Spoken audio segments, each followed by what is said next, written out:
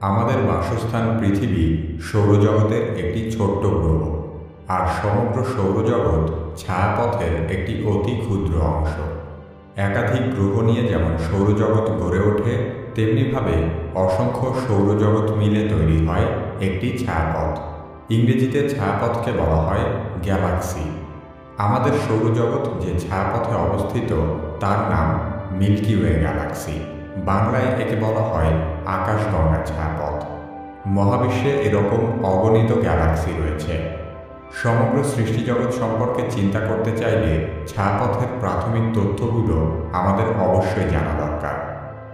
কি, কেন, কিভাবে এই পর্বে আলোচনা করা হবে গ্যালাক্সি বা ছায়াপথ সম্পর্কে।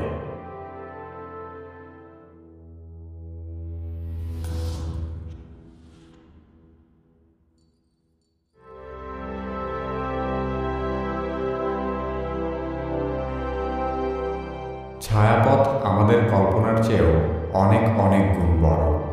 মানুষ সূর্যের প্রকৃত আকৃতিও কল্পনা করতে পারে না, অথচ সূর্য একটি ছায়াপথের তুলনায় নিতান্তই অণুপরমাণু সমান।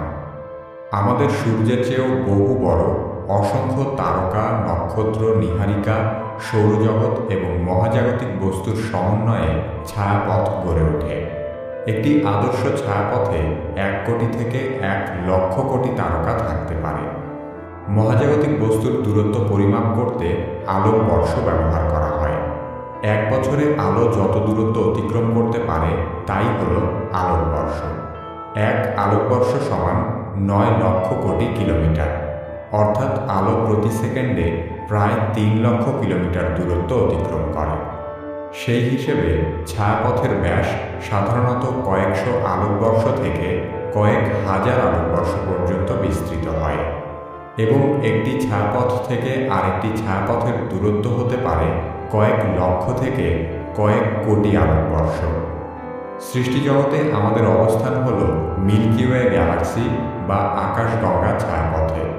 আমাদের বাসস্থান পৃথিবী এই বিশাল ছায়াপথের একটি ছোট্ট সৌরজগতের অতি ক্ষুদ্র একটি গ্রহ। অন্ধকার রাতের আকাশে অতি উজ্জ্বল আলোর যে বন্ধনীটি দেখা যায় সেটিই হল আকাশগঙ্গা ছায়াপথ। অতীতে মনে করা হতো আকাশগঙ্গা ছায়াপথের বাইরে হয়তো সৃষ্টিজগতে আর কিচ্ছু নেই, কিন্তু 1924 সালে মানব সমাজের সেই ধারণা আমূল বদলে যায়।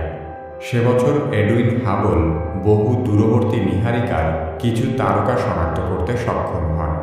পৃথিবী থেকে সেসব তারকার দূরত্ব নির্ণয় করতে গিয়ে বিজ্ঞানী হাবল বুঝতে পারেন নিঃসন্দেহে সেগুলো আমাদের ছায়াপথের অংশ নয়, বরং সেগুলো ছিল মিল্কি ওয়ে গ্যালাক্সির চেয়েও বহুগুণ বড় এবং বহু দূরবর্তী ছায়াপথের অংশ।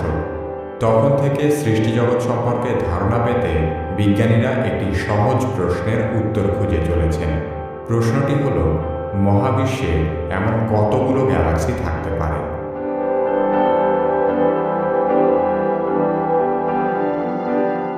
আমাদের সূর্য হল একটি নক্ষত্র। এর চেয়েও বহুগুণ বড় অসংখ্য নক্ষত্র ছায়াপথে রয়েছে। পৃথিবীর মতো গ্রহগুলো যেমন সূর্যকে কেন্দ্র করে প্রদক্ষিণ করে, তেমনিভাবে সূর্যের মতো নক্ষত্রগুলো ছায়াপথের কেন্দ্রকে ঘিরে আবর্তিত হয়। শুধু তাই নয়, ছায়াপথ নিজেও মহাবিশ্বে তার অবস্থান অনুযায়ী ঘুরতে থাকে। আমাদের নিজস্ব ছায়াপথটি একবার তার আবর্তন পূর্ণ করতে সময় নেয় প্রায় 20 কোটি বছর। ছায়াপথ বিভিন্ন আকারের হতে পারে। তার মধ্যে উপবৃত্তাকার, কুণ্ডলাকার, সর্পিলাকার এবং অনিয়মিত আকার উল্লেখযোগ্য। পারস্যের জ্যোতির্বিজ্ঞানী আল সুফি সর্বপ্রথম কুণ্ডলাকার ছায়াপথের বর্ণনা করেন। এরপর 1610 সালে বিজ্ঞানী গ্যালিলিও দূরবীক্ষণ যন্ত্রের সাহায্যে আকাশগঙ্গা ছায়াপথ পর্যবেক্ষণ করেন। তিনি অনুধাবন করেন আকাশের অতি উজ্জ্বল এই অংশটি মূলত অগণিত তারার সমষ্টি। 1780 সালে ফরাসি জ্যোতির্বিজ্ঞানী চার্লস মেসিয়ার এরকম 32টি ছায়াপথের তালিকা প্রণয়ন করেন।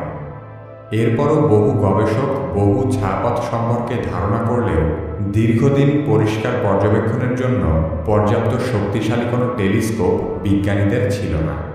সেই প্রয়োজনীয়তা থেকে 1990 সালে মহাকাশে স্থাপন করা হয় হাবল স্পেস টেলিস্কোপ। তারপর থেকে এই মহাকাশ দূরবীক্ষণ যন্ত্রটি কয়েক লক্ষ ছবি পৃথিবীতে পাঠিয়েছে, কিন্তু 1995 সালের পাঠানো একটি ছবি আজীবনের মতো মহাকাশ গবেষণার ইতিহাস বদলে দেয়। এই ছবির নাম রাখা হয় হাবল ডিপ ফিল্ড। শুধুমাত্র এই একটি ছবিতে প্রায় 3000-এর বেশি ছায়াপথ দেখা যাচ্ছে, যা সমগ্র সৃষ্টিজগতের তুলনায় একটি বিন্দু পরিমাণ মাত্র। পরবর্তীতে হাবল টেলিস্কোপ সহ অন্যান্য পর্যবেক্ষণ যন্ত্র দিয়ে আরও অনেক দূরের অসংখ্য গ্যালাক্সির অস্তিত্ব সম্পর্কে জানা গেছে। 2021 সালে মহাকাশে পাঠানো হবে হাবলের চেয়েও 100 গুণ বেশি ক্ষমতা সম্পন্ন জেমস ওয়েব স্পেস টেলিস্কোপ। নতুন মহাকাশ দূরবীক্ষণ যন্ত্রটি কাজ শুরু করার পর হয়তো মহাবিশ্ব সম্পর্কে আবারও আমাদের ধারণা সম্পূর্ণ বদলে যেতে পারে।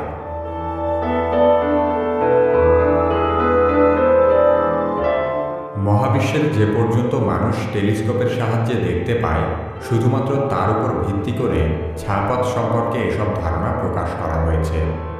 আধুনিক যন্ত্র দিয়ে সৃষ্টিজগতের যে পর্যন্ত দেখা যায় তাকে বলা হয় অবজারভেবল ইউনিভার্স বা পর্যবেক্ষণযোগ্য মহাবিশ্ব।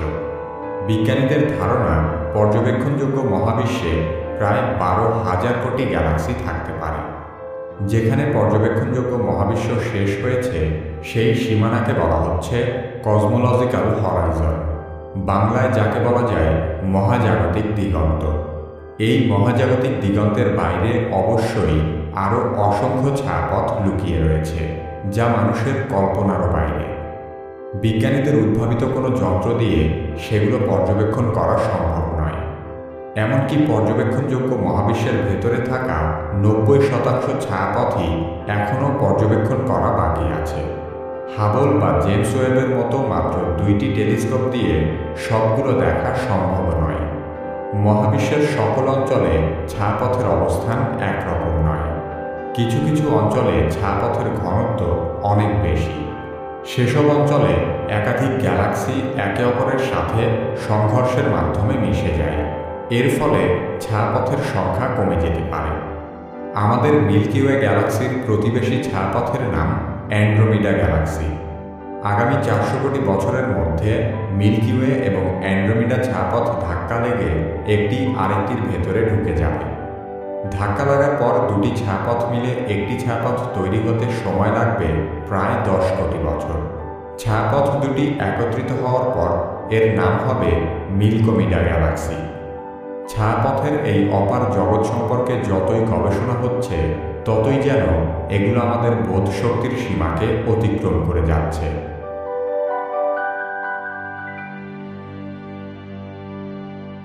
মহাবিশ্বে প্রধানত 2 ধরনের ছায়াপথ দেখতে পাওয়া যায়। একটি হলো নীল ছায়াপথ এবং আরেকটি লাল ছায়াপথ। যে ছায়াপথে এখনও নতুন তারার জন্ম হচ্ছে, সেগুলোকে বলা হয় নীল ছায়াপথ। এবং যে সমস্ত ছায়াপথে নতুন তারা উৎপত্তির প্রক্রিয়া থেমে গেছে, সেগুলোকে বলা হয় লাল ছায়াপথ। বিজ্ঞানীদের ধারণা, প্রায় 200 কোটি বছর পরে একটি নীল ছায়াপথ লাল হতে শুরু করে। কোটি নক্ষত্র ও তারা দিয়ে গঠিত এসব ছায়াপথের মৃত্যুও ঘটে। তবে কিছু ছায়াপথ 100 কোটি বছরের মধ্যেও মারা যেতে পারে, যা মহাকাশীয় বস্তুর তুলনায় খুবই কম সময়। ছায়াপথের মৃত্যু ঘটার প্রধান কারণ হল এদের মধ্যবর্তী গ্যাস শেষ হয়ে যাওয়া। কিন্তু এই গ্যাস কিভাবে শেষ হয় সে সম্পর্কে বিজ্ঞানীদের কাছে কোনো তথ্য নেই। তবে মহাকাশ গবেষকেরা ধারণা করেন, মৃতপ্রায় ছায়াপথের প্রতিবেশী ছায়াপথ অথবা কোনো ব্ল্যাক হোল এসব গ্যাস শুষে নিতে পারে। ব্ল্যাক হোল মহাবিশ্বের আরেক অদ্ভুত উপাদান। বাংলায় একে বলা হয় কৃষ্ণগহ্বর। প্রত্যেক ছায়াপথের কেন্দ্রে অন্তত একটি অতি বৃহৎ ব্ল্যাক হোল রয়েছে। আমাদের আকাশগঙ্গা ছায়াপথেই 10 লক্ষেরও বেশি ব্ল্যাক হোল আছে। ব্ল্যাক হোলের সবচেয়ে আশ্চর্য ব্যাপার হলো এগুলো সম্পূর্ণ অদৃশ্য। চোখে দেখা না গেলেও ব্ল্যাক হোলের অস্তিত্ব অস্বীকার করার কোনো উপায় নেই। মহাকাশের বিস্ময়কর বস্তু ব্ল্যাক হোল বা কৃষ্ণগহ্বর সম্পর্কে জানতে চাইলে কি কেন কিভাবে এই ভিডিওটি দেখুন। কি কেন কিভাবে চ্যানেলে আপনি নতুন হলে আমাদের অন্যান্য ভিডিওগুলো দেখতে থাকুন।